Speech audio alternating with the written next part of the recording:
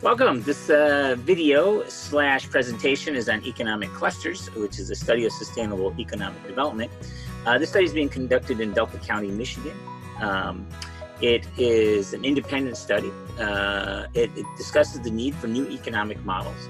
As we change as a nation, we are experimenting and looking for ways that we can improve the economy, maintain our competitive position, which is fastly declining against other emerging nations that have much higher growth rates than ourselves.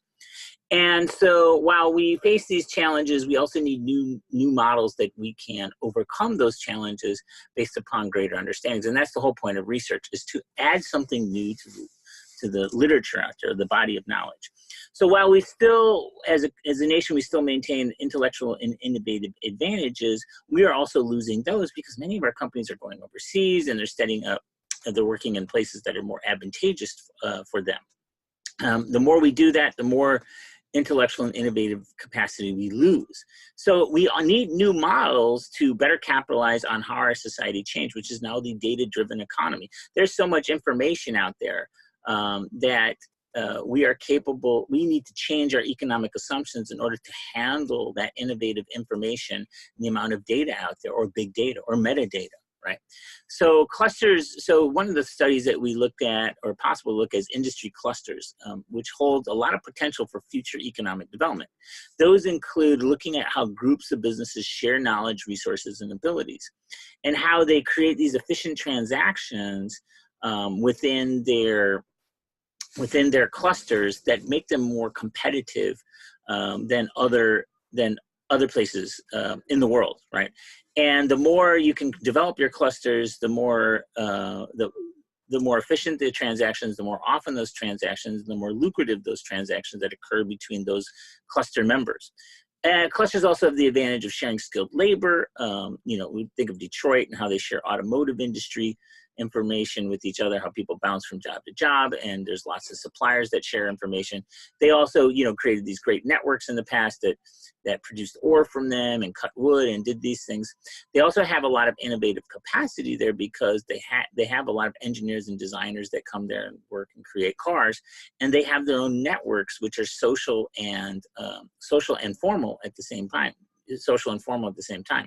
All networks are about sharing information. They could be informal as well. They could be people sitting around in the same coffee shop, living in the same neighborhoods, or they could be, you know, groups of friends that share knowledge that are all engineers, or they could be formal in terms of organizations and clubs and actual networks. So, and they share infrastructure like roads and internet access and ports. Now in Delta County, you have ports, and you have roads, and you have a few other things, shipping. So all of that can actually help a business and help industry grow because it is a fundamental block. But what you put on top of that is dependent upon the advantages that cluster actually has. So clusters can spark innovation because they put together all these finances, resources, skills, and infrastructure into one spot. They share knowledge and human capital, and they utilize the financial and social aspects to improve economic efficiency. And what we mean by that is this is kind of like four theories that go into one that are being meshed together to create a more comprehensive theory. That's not easy. So what you have is you have Schumpeter's model, you have Keynes investments, you have social networking theory, and you have theory of the firm. They're all being applied, and they have to kind of come together to make a better, more comprehensive model for economic growth in this century, right? In this data-driven century. So clusters have, you know, the strength to reach, once they kind of develop themselves to a point where they can succeed and they have great environments, they put themselves at the center of the global distribution chain. Not all clusters are the same. Obviously, got really big clusters, got little clusters along the way that produce, you know, only some of the parts. But as the cluster grows and develops, it sort of moves up that network, creating and retaining as much value for local people as possible.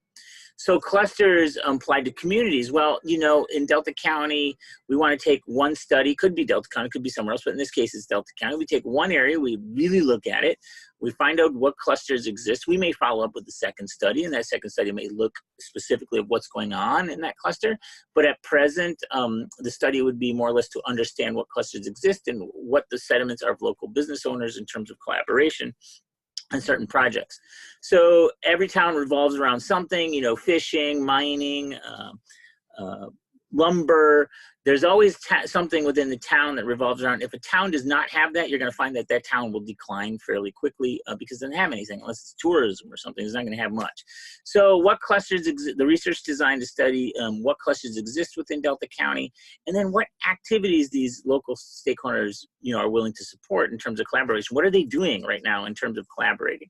So this is a way for you to, what does this research mean for you? As well, it's a way for you to support. You can fill out the survey if you're a business owner. You can share knowledge and knowledge.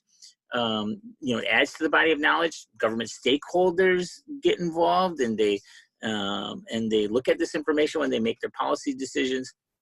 It can be used pretty much by any government, and it helps develop a sustainable economy in the sense that we talk about pollution and we're talking about waste and those types of things, sustainable jobs, sustainable walkable neighborhoods. Well, when you develop good clusters, you're going to have a lot of that because those are the most efficient ways to run the railroad. Those are the most efficient ways to manage the business and exist within that particular environment. So clusters help reduce things like global warming and those things by making them more effective and more efficient places to do business.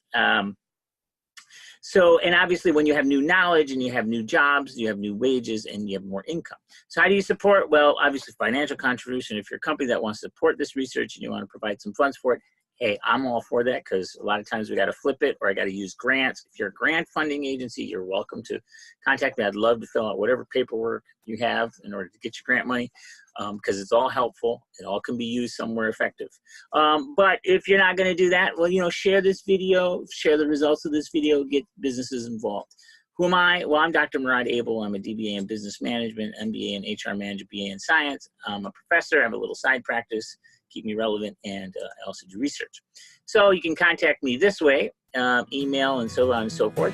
But also on top of that, you could click the web page here or type it in and look for Transaction-Based Innovation Cluster Research Project. I don't really have a better name than that, but it'll work. So for now, and without further ado, I want to thank you for your time and have a wonderful day.